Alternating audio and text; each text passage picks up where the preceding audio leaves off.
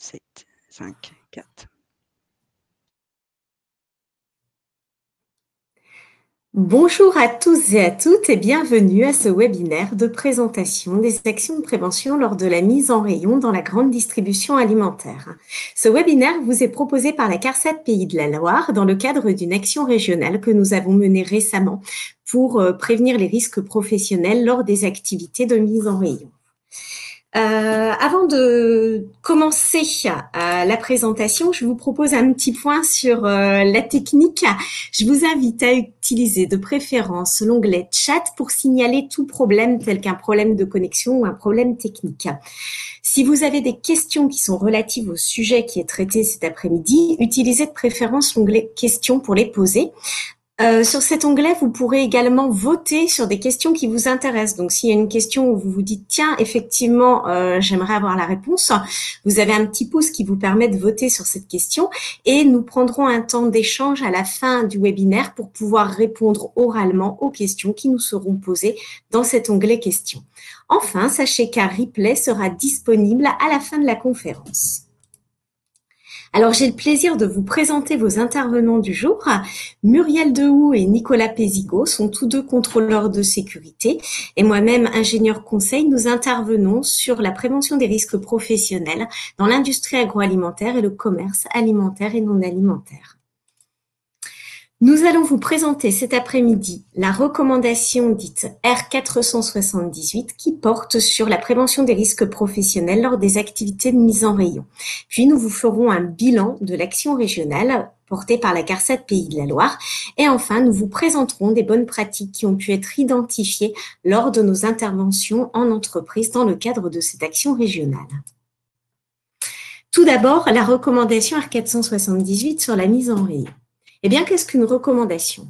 Une recommandation, c'est un texte qui est rédigé, validé par les partenaires sociaux qui administrent la sécurité sociale et qui représentent votre métier.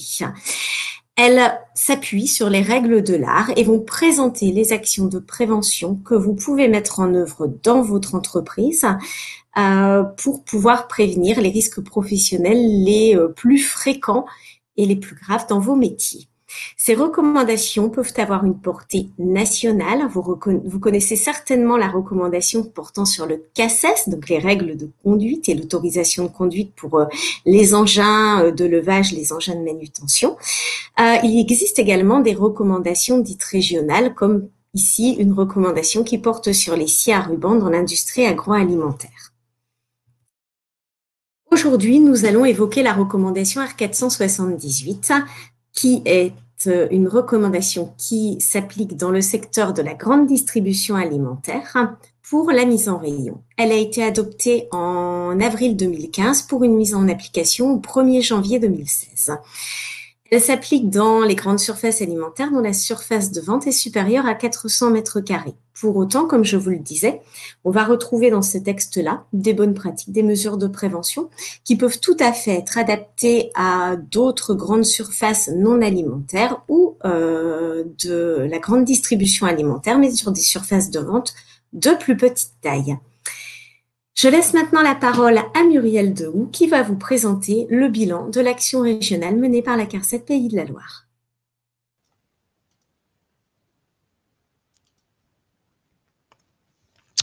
Bonjour, je suis Muriel Dehoux, contrôleur de sécurité à la CARSAT des Pays de la Loire sur les activités agroalimentaires et commerce sur la Mayenne et la Sarthe. Je vais vous présenter le bilan de notre action régionale sur la mise en rayon dans la grande distribution alimentaire basée sur la recommandation R478. Cette action régionale a été co-construite avec les partenaires sociaux du comité technique régional CTR numéro 3, instance composée de représentants employeurs et salariés représentant votre métier. Les objectifs de cette action régionale étaient triples. Promouvoir la recommandation R478 mise en rayon de la Caisse nationale d'assurance maladie, sensibiliser l'AGMS sur les risques de cette activité et enfin diminuer les contraintes posturales et les sollicitations physiques liées à l'activité de mise en rayon. Pour construire cette action, nous nous sommes appuyés sur la recommandation R478 mise en rayon, de laquelle nous avons identifié 12 mesures socles de 2 niveaux. Des mesures socles de priorité 1, qui étaient attendues dès le début de l'action, et des mesures socles priorité 2, qui étaient attendues au plus tard à la fin de l'action. Pour lancer l'action en janvier 2019, un courrier co-signé des 2 présidents du comité technique régional, annexé d'une fiche action qui présentait les règles du jeu de l'action régionale, a été envoyé à l'ensemble des magasins de la région Pays de la Loire. Comme je vous l'indiquais précédemment, 12 mesures ont été observées dans le cadre de cette action. Elles étaient regroupées sous 4 items. Les mobiliers de vente, avec un focus sur les rayons PGC et DPH. Nous nous attardions plus particulièrement sur les dimensions de prise et de dépose des produits. Le matériel de manutention, avec un focus sur la formation à leur utilisation. La gestion et l'organisation, avec entre autres le stockage en casquette et les hauteurs de palettes présentes sur les surfaces de vente. Et enfin, les équipements de protection individuelle, les outils adaptés et la formation d'acteurs PRAP, prévention des risques liés à l'activité physique. Les visites se sont organisées en 2 phases. Une première phase à partir d'avril 2019. Des visites de contrôle ont été réalisées dans les magasins pour observer ou non la mise en œuvre des différentes mesures. Si les mesures socles de priorité 1 n'étaient pas observées, alors cela impliquait une procédure d'injonction. Si les mesures socles de priorité 2 n'étaient pas observées, dans un premier temps, un courrier recommandé était adressé au magasin pour leur demander la mise en œuvre de ces mesures. Tout au long de l'action, des accompagnements de magasins ont été réalisés par les préventeurs de la CARSAT. La deuxième phase de l'action est à partir de mars 2020. Il y a eu des visites de suivi qui ont été réalisées pour observer la mise en œuvre des mesures socles qui avaient été demandées par courrier recommandé. La non-mise en œuvre ou la mise en œuvre partielle de ces mesures entraînait une procédure d'injonction. 622 magasins des Pays de la Loire ont été ciblés dans le cadre de cette action régionale. Cette diapositive représente la répartition des magasins par enseigne. Dans le cadre de l'action, un échantillon représentatif des magasins présents en Pays de la Loire a été visité. Une attention toute particulière a été apportée pour la constitution de l'échantillon, autant au niveau des enseignes, des tailles de magasins et la répartition géographique. Dans le cadre de cette action, 53 magasins ont été visités, ce qui représente 8,5% de la cible. Voici le bilan des visites. Les mesures socles de priorité 1 ont donné lieu à 26 procédures d'injonction. Les mesures socles priorité 2 ont donné lieu dans un premier temps à 53 courriers recommandés et dans un second temps à 27 procédures d'injonction. Les procédures d'injonction ont concerné toutes les enseignes et toutes les tailles de magasins, comme le montre la diapositive. La répartition des injonctions par enseigne suit la répartition des magasins des enseignes présents au Pays de la Loire. Pour finir le bilan, je vous propose de faire un zoom sur la thématique mobilier et organisation. Les mesures socles les moins mises en œuvre dans un premier temps étaient les dimensions des rayons pour respecter les profondeurs de prise et de dépose définies dans la recommandation R478 afin de minimiser les amplitudes articulaires. 75% des magasins visités ne les mettaient pas en œuvre lors des premières visites. Il a été observé dans un tiers des magasins visités des hauteurs supérieures à 1,80 m pour la dernière tablette de vente. De même, il a été constaté des stockages en casquette ainsi que et non des rappels de produits. Également, dans 25% des magasins visités, nous avons pu constater sur les surfaces de vente des palettes reconstituées d'une hauteur supérieure à 1,80 m. Certaines palettes ont été mesurées à une hauteur de 2,20 m. Outre l'amplitude articulaire, souvent les produits situés tout en haut des palettes sont des produits lourds, des cartons de lessive, des fardeaux de bocaux. En plus des amplitudes articulaires, il existe aussi un risque de chute de produits, voire de casse. Enfin, nous avons pu aussi observer des aides à la manutention telles que des chariots à fond constant, des transpalettes électriques haute levée. Point de vigilance pour les transpalettes électriques, la formation. Un tiers des magasins visités ne dispensaient pas des formations adéquates à l'utilisation optimale et surtout en sécurité de ces équipements. Mais nous avons pu voir quand même de belles mises en œuvre par rapport à ces différentes mesures qui ont été retenues. Et je laisse maintenant la parole à mon collègue Nicolas Pisigot qui va vous présenter les bonnes pratiques observées lors de nos différentes visites.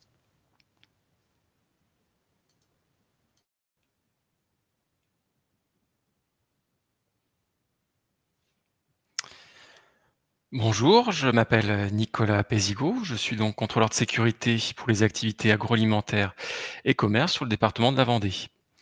Je vais vous présenter les mesures de prévention qui ont été mises en place dans des magasins de la région. Nous retrouverons des mesures techniques sur le mobilier, les équipements de protection individuelle ou des aides à l'activité de mise en rayon.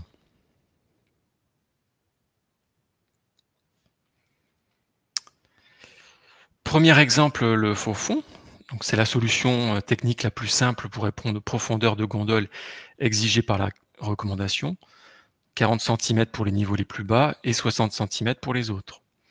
Point de vigilance, il faut choisir un modèle bien adapté afin qu'il reste bien en place dans la durée. Les profondeurs supérieures ne concernent bien souvent que les étagères des rayons liquides au-dessus des palettes d'eau, par exemple. Et donc pour garder une profondeur supérieure à 60 cm, sur cette photo, donc il existe des tablettes dites dynamiques avec une légère inclinaison. Elles sont constituées de rouleaux. Il en existe aussi maintenant avec des microbilles. Il n'y a plus besoin de prendre des postures contraignantes pour déposer ou reprendre des produits au fond de la gondole. Autre avantage, le facing se fait tout seul.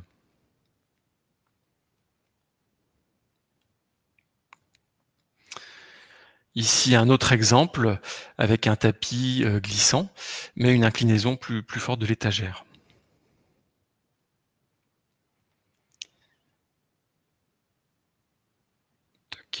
Autre mesure technique pour la première tablette, les systèmes de tiroirs. Cela permet de garder une profondeur supérieure à 40 cm tout en supprimant les contorsions pour déposer ou aller récupérer des produits.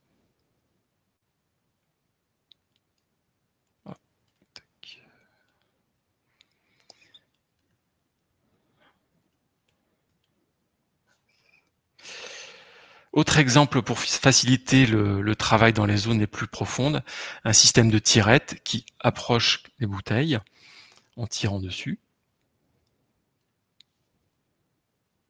Ah, petit problème technique. Voilà. Autre solution donc sur le même principe que les tirettes, mais là un système de poussoir avec ressort. Donc cela supprime ici aussi les contraintes posturales. Une solution intéressante, mais pas la plus simple, qui permet de supprimer le travail en hauteur et par conséquent élimine les contraintes sur les épaules, mais également les chutes de hauteur, c'est la limitation des hauteurs de gondole à 1,60 m. Cette piste d'action demande bien évidemment beaucoup de réflexion et de réaménagement. La recommandation R478 évoque aussi les équipements de protection individuelle. Ils sont cependant le dernier niveau de prévention. Nous vous mettons ici quelques exemples de protection des genoux. Nous avons vu des équipements, donc comme sur la photo de gauche, avec un système de cubes en polystyrène, ou alors sur la photo de droite, des genouillères, qu'elles soient extérieures, comme sur la photo, ou intégrées, peuvent être intégrées aussi à la tenue de travail via des poches dans le pantalon.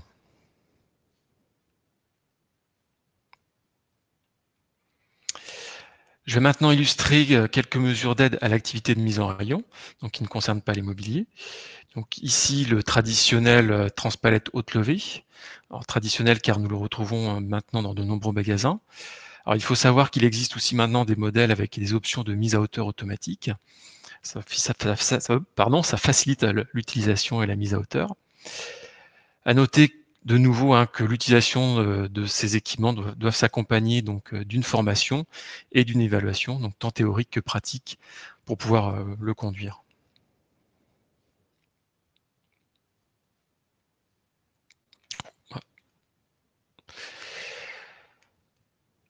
Ah, décidément, tac, pardon. Donc sur cette photo, un exemple de tablette sur roulette. Alors l'avantage de cette petite tablette, c'est qu'elle permet de libérer les bras des opérateurs pour faciliter la mise en rayon sans bloquer l'usage d'un bras pour mettre en rayon.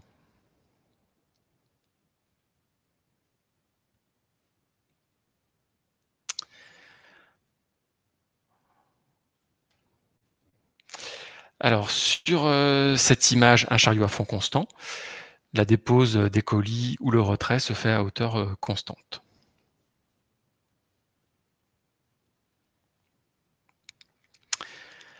La recommandation donc prend en compte aussi d'autres activités que la mise en rayon en tant que telle. Il y a donc la gestion des déchets, la gestion des cartons plus particulièrement, puisque cette activité génère beaucoup de cartons, donc il faut prendre en compte. Sur cet exemple, donc un système donc, de basculeur pour vider les cartons dans le compacteur.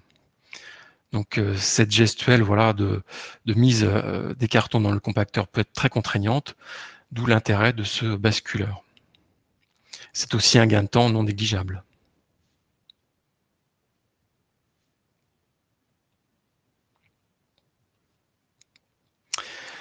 Je vais vous présenter des mesures de prévention des risques lors de la. Je vous ai présenté des mesures de prévention lors de la mise en rayon, mais vos risques professionnels ne s'arrêtent pas là malheureusement. Il ne faut donc pas oublier vos autres activités et métiers. Ici, un exemple pour supprimer la manutention de la glace au fond des bacs, au niveau de la poissonnerie, avec donc sur la gauche un système de canon qui vient disperser la glace sur toute la longueur du banc de poissonnerie, ou sur la droite un système de trémie sur roulette à hauteur, donc qui permet de basculer la glace directement sur le banc.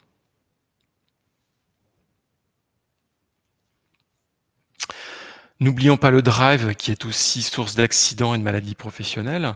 Sur cette photo, un chariot assez bien pensé pour travailler à hauteur. Il doit s'accompagner d'une réflexion sur le circuit de préparation de commande pour déposer en premier les charges les plus lourdes. Tous les exemples que je vous ai montrés sont consultables dans une série de petites vidéos sur notre site internet, dont le lien apparaît sur cette diapo. Ce ne sont que des exemples de risques professionnels. Vous devez penser donc à évaluer l'ensemble de vos risques via le document unique et élaborer un plan d'action annuel. Point de vigilance, vous devez bien définir vos besoins avec vos salariés avant de mettre en place une solution de prévention. Ce qui va fonctionner dans un magasin ne fonctionnera pas forcément dans un autre. L'ensemble du service prévention se tient à votre disposition pour toutes vos questions sur vos risques professionnels. Et donc nous allons maintenant laisser place à un moment d'échange pour répondre à vos questions.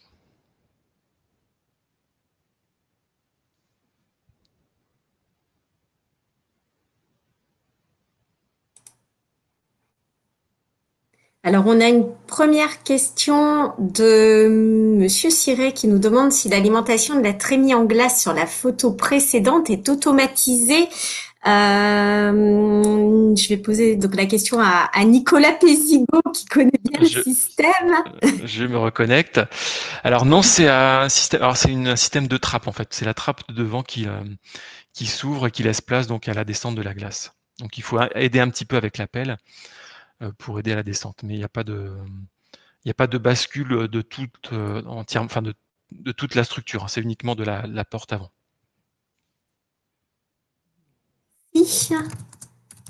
Alors, on a une autre question qui porte sur la poissonnerie, mais je demande à la personne de préciser la demande. Pouvez-vous développer la partie relative à la poissonnerie?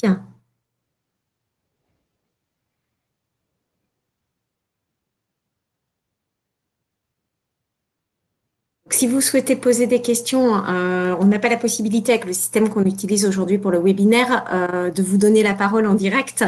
Donc effectivement, il faut passer par le chat et comme ça nous permet d'afficher vos questions et puis de pouvoir y répondre oralement. Par contre, effectivement, oui, sur la partie poissonnerie, de savoir ce que vous souhaitez précisément. La recommandation R478 ne porte pas spécifiquement sur la poissonnerie, mais comme on vous l'a expliqué lors de nos interventions, en fait, au-delà de cette recommandation, on a pu identifier des choses qui nous paraissaient intéressantes et que vous voulez vous partager. Voilà.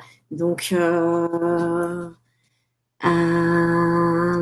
oui, d'accord. Donc, Nicolas, à nouveau, donc c'est des précisions donc, sur le système d'acheminement de la glace. Voilà, comment est-elle acheminée, quelle manipulation doit être réalisée par le salarié? En fait, c'est un système de production de glace, donc ça tombe dans un silo, et ensuite il y a un équipement de soufflerie avec un système d'écluse. Donc voilà, donc il y a de l'air qui est envoyé, et l'air propulse la glace le long d'un tuyau. Et voilà, tout simplement. Et après, il y a juste à déposer. Il n'y a pas de pression particulière, parce que donc j'ai eu quelques questions par rapport à la force, mais il n'y a pas une force énorme qui est exercée sur le tuyau, donc on n'a pas à retenir le tuyau. Donc la glace retombe toute seule sur le banc. Voilà, j'espère qu'on a répondu à votre question. J'espère que ça a répondu, voilà. Oui. Alors là, on a une autre question concernant la mise en place des exos et ergosquelettes, savoir si on travaille sur la mise en place des exos et des ergosquelettes. Alors, donc nous aujourd'hui, ça fait pas partie des préconisations dans le cadre de la recommandation, et c'est vrai que concernant les exosquelettes, je vais plutôt vous renvoyer vers l'INRS. Il y a pas mal de choses et de ressources dessus.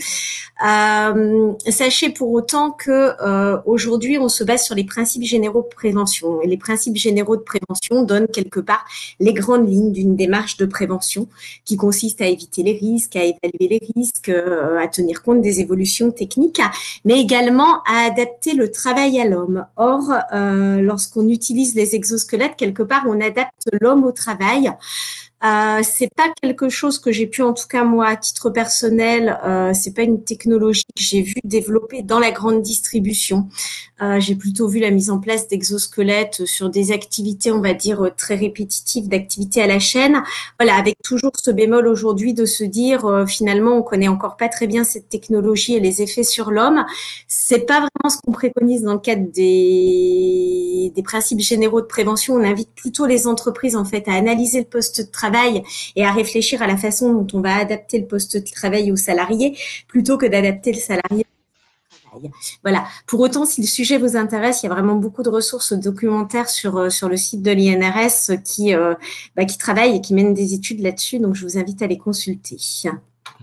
Alors, si je peux me permettre pour compléter ta réponse, un petit point d'alerte, c'est qu'il n'y a pas de solution toute simple, enfin plug and play en termes d'exosquelette. Donc si vous rencontrez des vendeurs entre guillemets d'exosquelettes qui vont vous dire que c'est la réponse, méfiez-vous, puisque ce genre d'équipement, alors qu'il se développe dans l'industrie, ça passe avant tout par ça passe par un développeur qui va vraiment intégrer une solution à votre process et à votre mode de fonctionnement, pour être sûr que potentiellement on ait une réponse qui fonctionne et qui apporte un gain. Donc méfiez-vous, voilà, des solutions qu'on peut trouver actuellement sur le marché. Par expérience, ça ne va pas fonctionner. Et comme l'a dit Carole, voilà, il y a beaucoup de ressources documentaires sur le site de l'INRS. N'hésitez pas à y aller et à vous à acquérir des connaissances sur le sujet avant de vous lancer. Alors, ensuite, on a une question sur les vitrines réfrigérées, notamment au rayon charcuterie et fromage. Est-ce qu'on a pu faire des constatations et des propositions concernant ces vitrines? Là aussi, alors c'était pas le cœur de cette action puisqu'elle ne portait pas le périmètre en fait de la recommandation qu'on a déployée, n'intégrait pas les rayons traditionnels. Pour autant, il y a des choses qui existent là aussi sur les rayons trad et notamment les vitrines.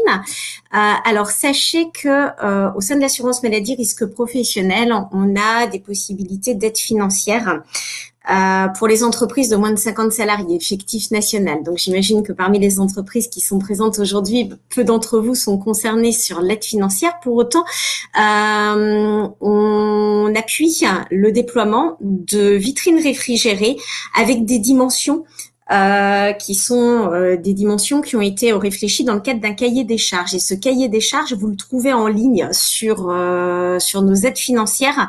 Donc, on pourra éventuellement l'ajouter et vous l'envoyer à l'issue du webinaire. Dans ce cahier des charges, en fait, on préconise des dimensions de vitrine, donc une vitrine avec une profondeur qui est limitée, ou bien la possibilité d'avoir des systèmes mobiles pour pouvoir ramener les produits et donc limiter les risques de TMS des salariés lorsqu'ils vont aller déposer et prendre des produits, un jambon, du fromage, etc., tout devant la vitrine.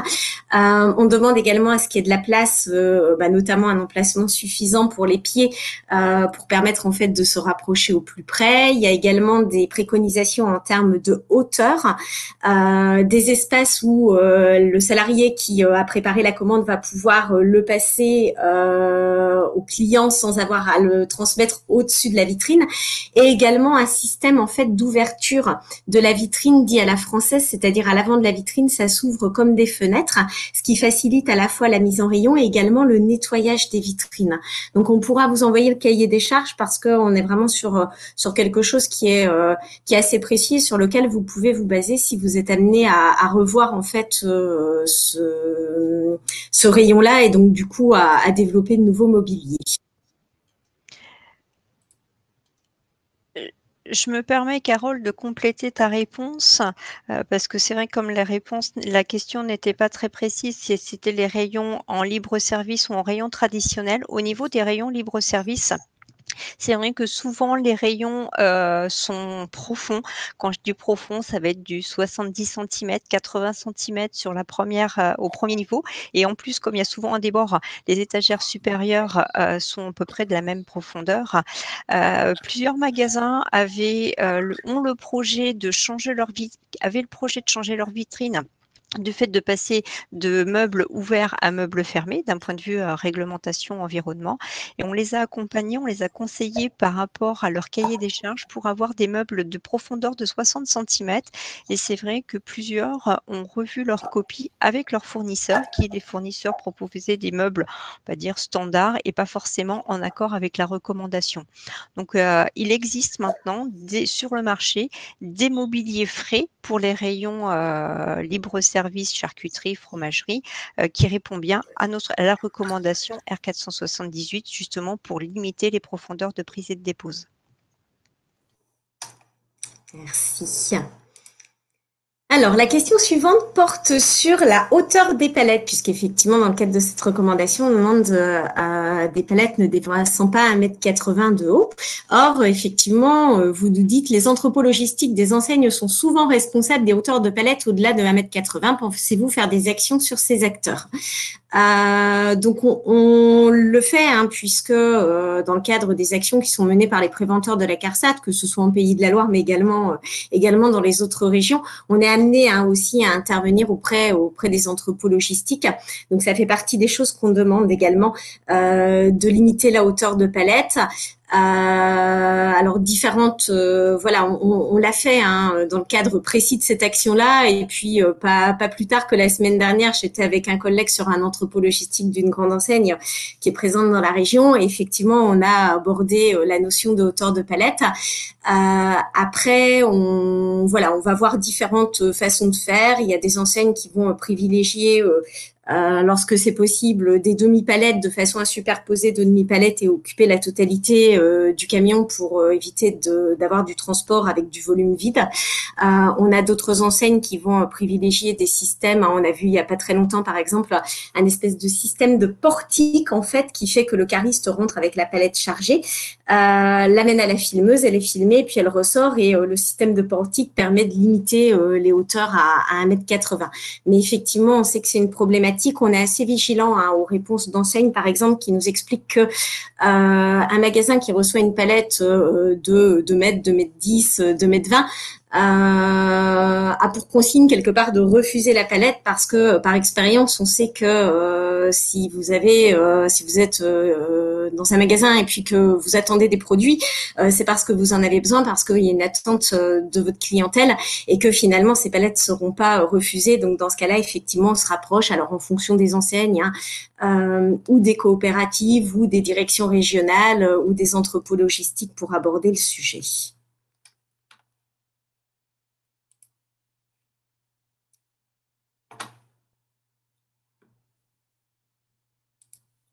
Alors, donc là, on a également une question qui porte cette fois sur le déploiement dans les autres régions.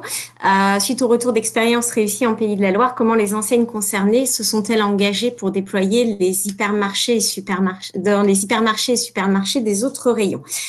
Alors cette action, on vient tout juste de la terminer dans les Pays de la Loire. Donc le bilan qu'il vous est présenté et proposé aujourd'hui a justement pour vocation à communiquer plus largement en fait sur cette action et à inciter les enseignes à pouvoir travailler sur le sujet. Alors on sait qu'on a déjà quelques enseignes. Alors pour le coup, on sait ce qui se fait dans les Pays de la Loire, mais on a des enseignes qui ont été sollicitées parce que quelques magasins ont fait l'objet d'une intervention de notre part et ils l'ont déployé dans d'autres magasins et puis notamment le travail sur l'adaptation des rayons existants avec la mise en place de faux fonds, avec la mise en place d'un système pour éviter par exemple le stockage en casquette, des choses comme ça. Ça peut être déployé dans d'autres régions. Après, c'est également le résultat en fait de cette action régionale. Donc nous, on est une caisse régionale d'assurance maladie. Il y a 16 caisses régionales d'assurance maladie en tout. Et nous sommes, pour expliquer, on est en lien avec la Caisse nationale d'assurance maladie à qui on fait aussi remonter ce type d'action. Et les résultats de cette action, ils sont présentés à nos partenaires sociaux au niveau national. Ils sont également diffusés au sein du réseau des caisses par le biais d'un relais de ce qu'on appelle chez nous des correspondentiels. Les correspondentiels, on en a un par région. C'est un préventeur, contrôleur de sécurité ou bien ingénieur conseil qui est spécialisé dans l'industrie agroalimentaire et dans le commerce. En l'occurrence, pour les Pays de la Loire, c'est Madame Dehoux qui assure ce rôle-là. Et ce groupe de correspondants se réunit régulièrement, à peu près 2 fois par an, et on présente justement les résultats. Ça a déjà été présenté d'ailleurs, un bilan intermédiaire à une précédente réunion. Ce sera présenté à une prochaine réunion du mois de novembre.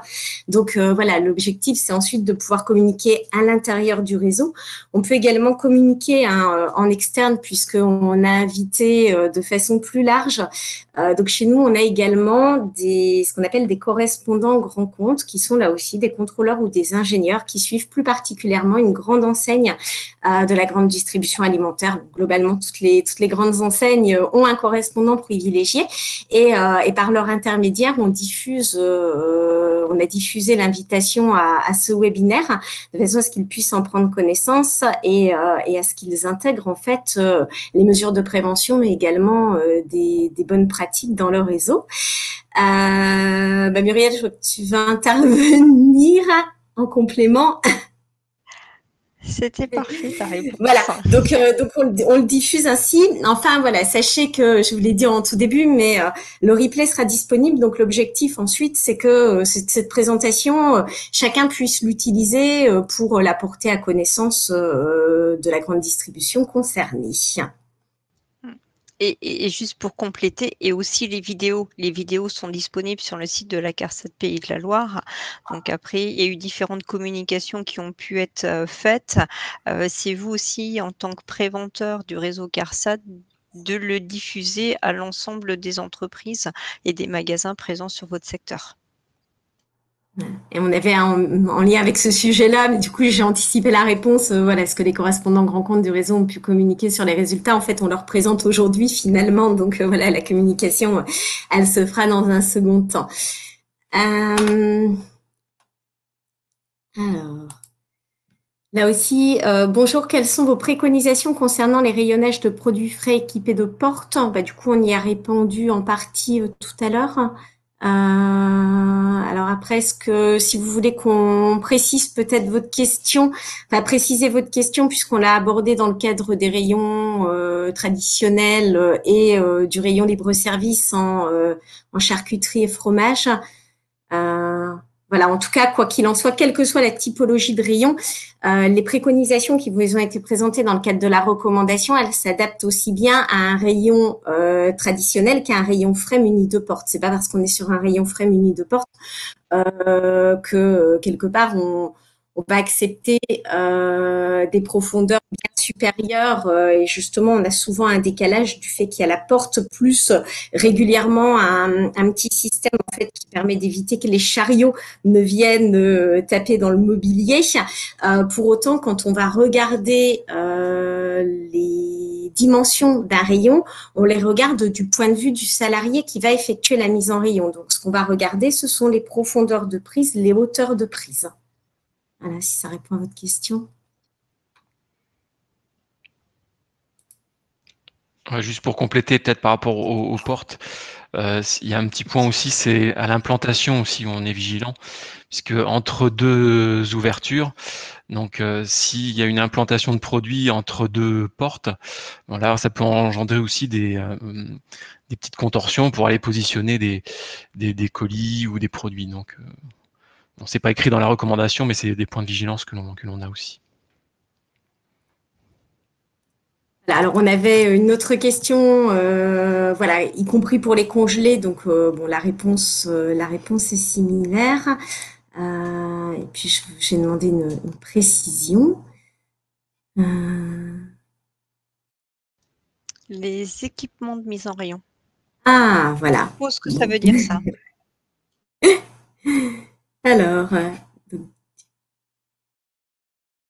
Alors, je peux pas l'afficher, moi, je suis désolée, mais voilà, la question, c'est quelle est votre politique concernant les équipements de mise en rayon? Alors, je vous ai demandé de préciser. Alors, du coup, MER, n'hésitez pas à préciser, à demander si la réponse qu'on vous apporte vous satisfait pas. Aujourd'hui, sur les équipements de mise en rayon, alors, ce qu'on demande en fait aux entreprises, c'est de pouvoir travailler avec les salariés qui sont présents sur le poste de travail pour pouvoir évaluer les risques, proposer un plan d'action, hein, c'est le document unique d'évaluation des risques et le plan d'action qui en découle. Donc, on va se baser sur le poste de travail et dans le plan d'action, c'est de proposer des mesures de prévention qui vont être adaptées.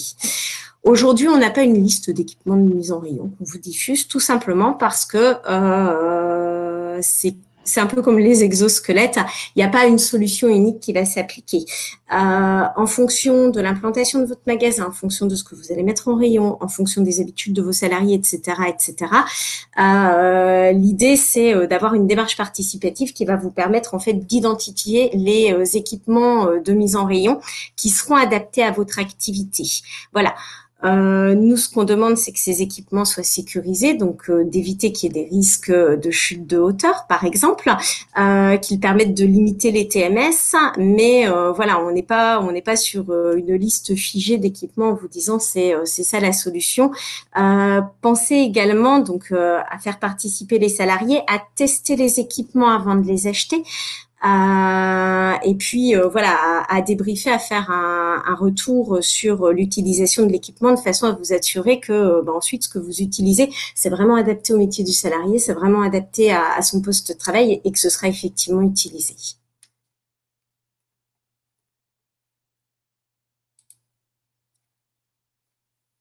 Alors, les systèmes facilitant le facing avec ressort ne sont-ils pas à proscrire car nécessitant un déploiement de forces supplémentaires pour repousser les produits dans le fond?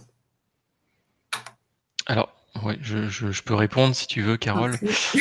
Non, parce que du coup, alors, les systèmes de ressort, ça s'applique à ressort, donc c'est sur des petits produits. Alors là, sur les photos que j'ai dû mettre, c'était des bouteilles de bière, donc c'est des petits produits, et c'est vraiment des systèmes qui sont très, très faciles. Enfin voilà, il n'y a pas une grosse pression.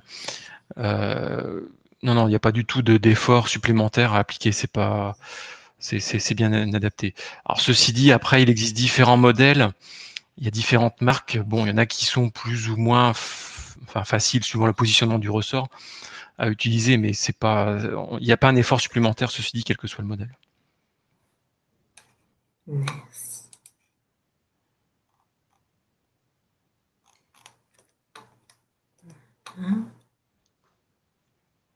Bon, a priori, je pense qu'on a répondu à l'ensemble des questions pour le moment.